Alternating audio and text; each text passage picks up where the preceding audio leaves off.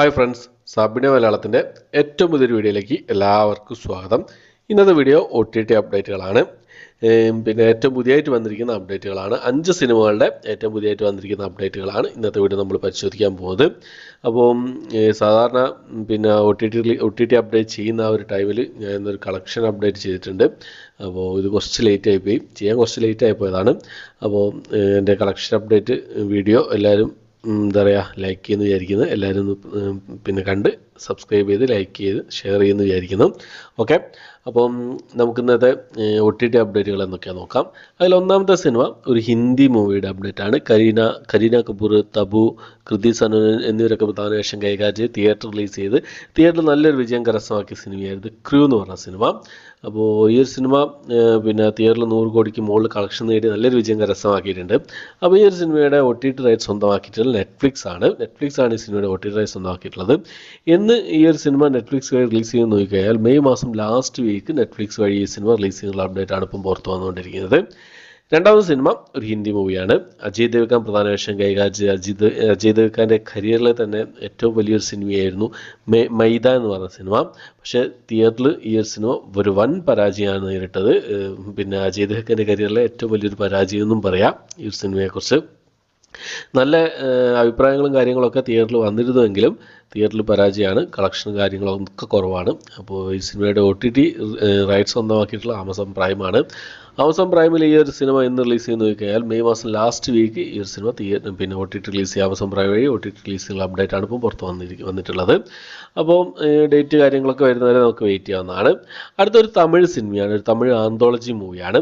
Hotspot എന്നാണ് സിനിമയുടെ പേര് വരുന്നത്. തിയേറ്ററിൽ വലിയ എന്താ പറയുക ഒരു പരാജയമായിരുന്നു ഈ ഒരു സിനിമ. അപ്പോൾ ടെൻറ്റ് കോട്ട, ആഹാ തമിഴ്, ആമസോൺ പ്രൈം എന്നീ OTT പ്ലാറ്റ്ഫോമിലൊക്കെ ആയിട്ട് ഈ സിനിമ മെയ് മാസം 17-ാം തീയതി റിലീസ് ചെയ്യുന്ന അപ്ഡേറ്റാണ് ഇപ്പം പുറത്ത് വന്നിട്ടുള്ളത്. അടുത്തത് മലയാളത്തിലെ തന്നെ ഏറ്റവും വലിയൊരു വിജയമായി മാറിയ ആടുജീവിതം എന്ന് പറഞ്ഞ സിനിമയുടെ അപ്ഡേറ്റാണ്. മഞ്ഞുമൽ ബോയ്സിന് ശേഷം ഏറ്റവും കൂടുതൽ കളക്ഷൻ നേടിയ സിനിമയാണ് ആടുജീവിതം എന്ന് പറഞ്ഞ സിനിമ. 160 കോടിക്ക് മുകളിൽ കളക്ഷൻ ഈ സിനിമ നേടിയിട്ടുണ്ട് വേൾഡ് വൈഡിൽ. അപ്പം ഈ സിനിമയുടെ OTT റൈറ്റ്സ് ഡിസ്നി+ ഹോട്ട്സ്റ്റാർ ആണ് സ്വന്തമാക്കിയിട്ടുള്ളത്. മഞ്ഞുമൽ ബോയ്സ് എന്ന സിനിമ ഡിസ്നി+ ഹോട്ട്സ്റ്റാർ ആയിരുന്നു കേട്ടോ. അപ്പോൾ ആ ഒരു സിനിമ ഡിസ്നി+ ഹോട്ട്സ്റ്റാറിൽ മെയ് മാസം 5-ാം തീയതി റിലീസ് ചെയ്തു.